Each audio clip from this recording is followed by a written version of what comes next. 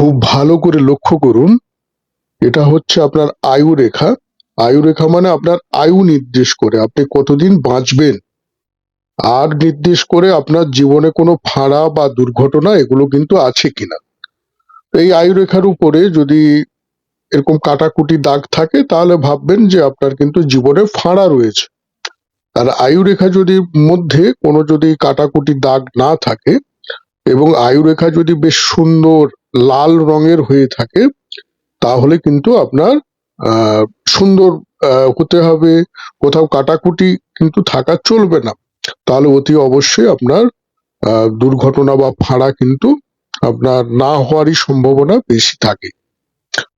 আচ্ছা, এবার যেটা হচ্ছে আমি শত্রু বিচারের জন্য রাহুর ক্ষেত্র, এই যে আয়ু রেখার থেকে এই যে জায়গাটা, এটা হচ্ছে রাহুর ক্ষেত্র।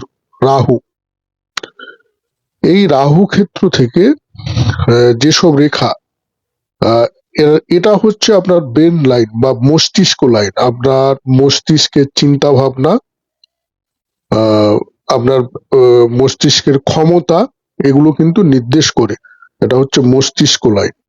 এই মস্তিষ্ক লাইনে যদি কোনো ছেদ থাকে বা তিল চিহ্ন থাকে, তো সেই সব বয়সে হিসাব করে দেখা যেতে পারে আপনার কিন্তু মাথায় কোনো চোট, আঘাত বা মানসিক কোনো সমস্যা দেখা দিতে পারে। আরেকটা রেখা বলে নেই, এটা হচ্ছে প্রধান এগুলো রেখা, এটা হচ্ছে হৃদয় রেখা, আপনার হৃদয়ের কথা বলে। হৃদয়,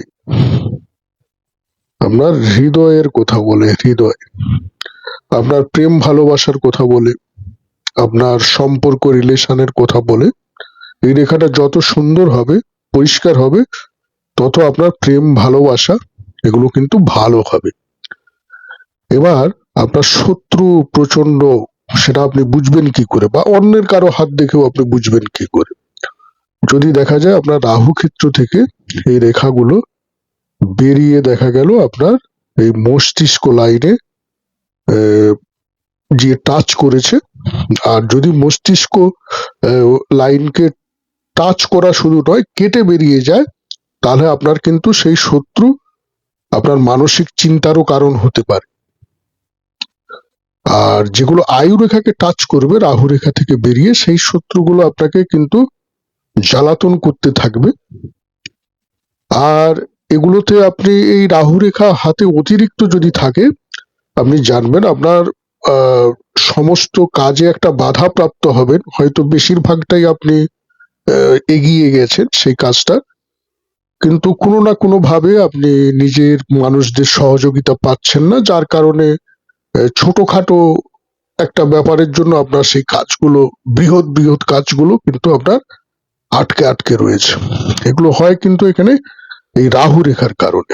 আর এই কিন্তু আপনার শত্রুতা, এবং যদি ব্রেন লাইনে যদি টাচ করে থাকে, তাহলে আপনার এমন শত্রুতা যেটা আপনার মাথার চিন্তার বিষয় হবে। আপনার মধ্যে একটা চিন্তা থাকবে যে বাবা, এই শত্রু আমার কি করতে পারে, বা কখন কি সমস্যা তৈরি করতে পারে, বা সেই শত্রু হয়তো আপনার নামে কেস কাচারি, মামলা মোকদ্দমা করে দিতে পারে। আবার যদি রাহু রেখা থেকে যদি রেখা দেখা যায় যে আপনার হৃদয় রেখাতে চলে গিয়েছে বা হৃদয় রেখা কেটে দিয়েছে, তাহলে কিন্তু আপনার কিন্তু শত্রু কিন্তু আপনার প্রেম ভালোবাসা বা আপনার মনের মানুষের সঙ্গে সম্পর্কটা বিষিয়ে দেওয়ার ক্ষেত্রে বা ভেঙে দেওয়ার ক্ষেত্রে কিন্তু আপনার শত্রুই কিন্তু কাজ কিন্তু করেছে, যদি হৃদয় রেখাকে কেটে বেরিয়ে যায়। আচ্ছা, আরেকটা হচ্ছে মঙ্গলের ক্ষেত্রে শত্রু থাকে, যেটা হচ্ছে এই হৃদয় রেখার পর থেকে এই অংশটা হচ্ছে মঙ্গলের ক্ষেত্র। এই মঙ্গলের ক্ষেত্রে যদি ব্রেন লাইন, অনেকের দেখবেন পুরো ব্রেন লাইন সোজা হয়ে মঙ্গল ক্ষেত্রে একদম, তো তাদের রাগ যে এমনিতেই বেশি থাকে, এবং তারা কাটা কাটা কথা বলে দেয়, যে যেমন ব্যক্তি তার মুখের উপরে বলে দেয়, তো যার কারণে তাদেরও কিন্তু শত্রু থাকে। আবার যাদের এই মঙ্গলের ক্ষেত্রে ব্রেন লাইন বা মস্তিষ্ক রেখা তো এসেছে, সঙ্গে যদি আবার এই রেখাগুলো থাকে, মানে আবার মঙ্গল থেকে এক্সট্রা একটা রেখা বা এক্সট্রা দুটো রেখা, তাহলে তো তাদের প্রবল শত্রু থাকে। এবং যদি মহিলাদের ক্ষেত্রে হয় কেন, পুরুষদের ক্ষেত্রে হয় কেন, এদের কিন্তু বিবাহিত জীবনে সমস্যা হয়, বিবাহিত জীবন বিবাহ বিচ্ছেদ হতে পারে, এদের একাধিক বিবাহ হলেও সেই কোনো বিবাহটাই শান্তিপূর্ণ হয় না। আর এরা সম্পর্ক বা রিলেশন থেকেও কিন্তু ধোঁকা বা কষ্ট কিন্তু পেয়ে থাকে। এবার হচ্ছে আপনার আরেক জায়গায় শত্রু হয়, সেটা হচ্ছে আপনার শুক্র ক্ষেত্রে। এই শুক্র ক্ষেত্রে যদি এরকম জাল চিহ্ন থেকে থাকে, এরকম যদি জাল চিহ্ন হয়ে গেছে, এই বক্স বক্স বা এরকম জাল চিহ্ন, এই জাল চিহ্ন যদি থেকে থাকে, তাহলে ভাববেন আপনার আত্মীয় স্বজন বা পরিবার পরিজন বা আত্মীয় বন্ধু বান্ধব এরাই কিন্তু আপনার শত্রু, বা আপনার জ্ঞাতি আপনার শত্রু হবে। যাদের বয়স হয়ে গেছে, দেখা গেল ভাইপো শত্রু। কিসের জন্য শত্রু? না জমি জায়গার জন্য শত্রু, সম্পত্তির জন্য শত্রু। এদের কিন্তু হঠাৎ করে কিন্তু জেল জরিমানা বা হাজতবাসও কিন্তু হতে পারে। এ বিষয়ে কিন্তু সাবধানতা অবলম্বন করা উচিত। আরেক জায়গায় শত্রু আছে, সেটা কিন্তু সরাসরি শত্রু নয়, সেটা হচ্ছে গুপ্ত শত্রু। গুপ্ত শত্রুটা কেমন হয়? দেখা গেল এই যে ভাগ্যরেখা, এই ভাগ্যরেখা দেখা গেল এইভাবে গিয়েছে, আর এই হৃদয় রেখা থেকে কোনো একটা রেখা এসে এইভাবে ক্রস করে গিয়েছে, তাহলে এখানে একটা ক্রস সাইন হলো। অনেকে বলবে এই সাইন থাকলে অনেক অর্থ হয়, অর্থের অসুবিধা থাকে না। কিন্তু আমি যেটা বলতে চাচ্ছি, আপনারা ভালো করে লক্ষ্য করবেন যে এই রেখাটা থাকা মানে আপনার কিন্তু গুপ্ত শত্রু আছে। কি শত্রু? না গুপ্ত শত্রু, যে শত্রুকে আপনি সামনাসামনি কখনোই চিনতে পারবেন না বা জানতে পারবেন না। এই শত্রু কিন্তু আপনাকে কিন্তু ক্ষতি করার চেষ্টা করবে, আর ভিতরে ভিতরে তন্ত্র ক্রিয়া দ্বারা, গুপ্ত ক্রিয়া দ্বারা,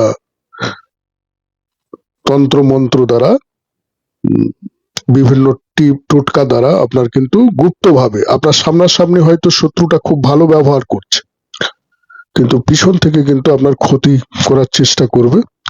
আর এই ক্রস চিহ্নটা কিন্তু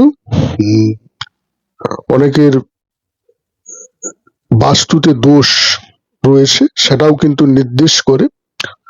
প্লাস এই ক্রস চিহ্নটা কিন্তু অর্থনৈতিক অভাব অনটন মানে চলে যাচ্ছে, কোনো অসুবিধা নেই, কিন্তু ঋণগ্রস্ত, ঋণ বাড়িয়ে দিচ্ছে, ঋণ বৃদ্ধি করে দিচ্ছে, এবং বাস্তুতে কোনো শান্তি নেই, অশান্তি, সবাই রাজা কেউ প্রজা নয়, যে যার মতে সে তার চলছে, এরকম ব্যাপার দেখা দিতে পারে।